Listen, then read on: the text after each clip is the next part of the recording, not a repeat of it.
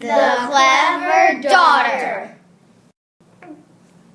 Once there was a peasant who lived in a small house with his daughter. One day, the daughter came to her father with an idea. Father, I think we should ask the king for some land to farm. That's a good idea, dear. We can improve our lives with just a little bit of land for ourselves. Okay, we're going to go to the next slide, okay? Yes, we're not here. One day, the father and daughter were spading the land when they found a mortar of pure gold. Dear, the king was so good to give us this land. Let's give him this mortar we have found. But Father, if we give him a mortar and no pestle, he'll think we are keeping the pestle. I think we should just keep quiet. I disagree. I am going to give the mortar to the king. The father went to see the king. Your Majesty, while spading my farmland, my daughter and I have found this mortar. You were kind to us, giving us the land. Now I would like to give you this gift. Did you find anything else? No, this was all. What about the pestle? If there is a mortar, there must be a pestle. Sir, this is all we found. Please believe me. I don't believe you. Up to the prison with you until you decide to give me the pestle. The father realized all too late that his daughter had been right. While he was in his cell, he sighed and talked to himself. Oh, if only I had listened to my daughter. If only I had listened to my daughter. The servants told the king how the peasant kept sighing. The father wouldn't eat or drink either. Finally, the king went to talk with the peasant. Why do you keep sighing? Oh, if only I had listened to my daughter. Why? What did she tell you? She told me not to give you the mortar. She said you would only want the pestle as well. Well, if your daughter's so clever, tell her I want to see her. The next time the daughter came to visit her father, he told her to go see the king. Your father says that you are very clever. I have a riddle for you to solve. If you succeed, I will marry you. I would like that very much, Your Majesty. What is the riddle? Here is the riddle. Come to me not clothed, not naked, not riding, not walking, not on the road, and not off the road. If you can do that, I will marry you. I will be back, Your Majesty.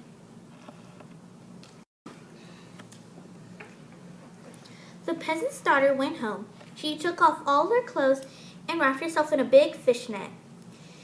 Then she hired a donkey and tied the fishnet to its tail. The donkey dragged her along. She wasn't walking or riding as he dragged her along. She touched her big toes to the ground so that she was neither on the road nor off the road. She came to the king. As you can see, Your Majesty, I have solved your riddle. Indeed you have. I will let your father out of prison, and we can plan our marriage. As was the custom, the king put his new bride in charge of all that his household and royal possessions. They had a happy married life. One day, two peasants sought the king's counsel. Your Majesty, my foal ran off and lay down between two oxen harnessed to this woman's wagon. I want my foal back. After all, it belongs to me. But you lost control of your foal, therefore the foal is mine. Since the foal ran to your oxen, you may indeed keep it. The peasant left weeping about the loss of his foal. He had heard that the queen was wise and kind-hearted. He decided to go to her with his problem. She listened carefully before she spoke to him. If you promise to keep this a secret, I will tell you what to do. Of course, I will never share what I have learned from you. Tomorrow morning, when the king goes out to inspect his troops, take a fishnet and stand in the middle of the road, pretending you are fishing. Shake out the net now and then continue to pretend to be fishing.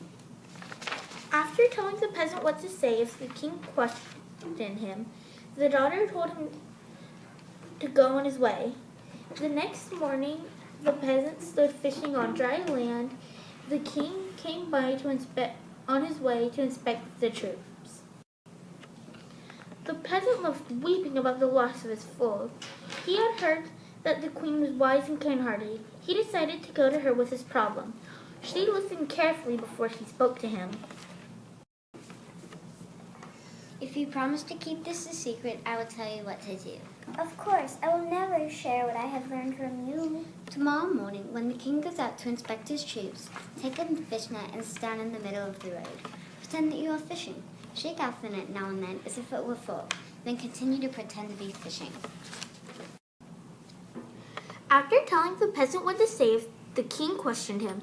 The daughter told him to go on his way. The next morning, the peasant stood fishing on dry land. The king came by to inspect the troops. What are you doing? Your Majesty, I am fishing. How can you be fishing on dry land? There's just as much chance of my catching a fish on dry land as there is of an ox having a foal.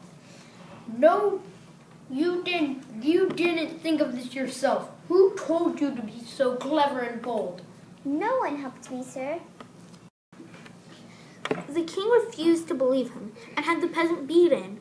Finally, he confessed that the queen had told him what to say. The king went to his wife. Why have you been untrue to me? You counseled this peasant behind my back. I won't have you for my wife any longer. Go back to the peasant life you came from. I understand I have displeased you, but may I have one last request? What would that be? I would like to take along the dearest farewell gift I can think of. I guess that would be acceptable. Then if that is your command, I will obey it. She threw her arms around him and asked him to have a farewell drink with her. She secretly slipped a sleeping potion in the drink. While he was sleeping, she called a servant and wrapped a fine white sheet around him. Then she had the servant carry him to a carriage. She took him home to her little house. When a day and a night had passed, the king woke up. Where am I? Where are my servants? Dear husband, you told me to take what was dearest with me. Nothing is dear to me than you, so I took you with me. Dear wife, you are truly wise. We shall never part again. Let's go home. The king and his wife returned to the royal palace. From that day forward, the king's wife helped him with many decisions in the court. In fact, I think they are still together even now.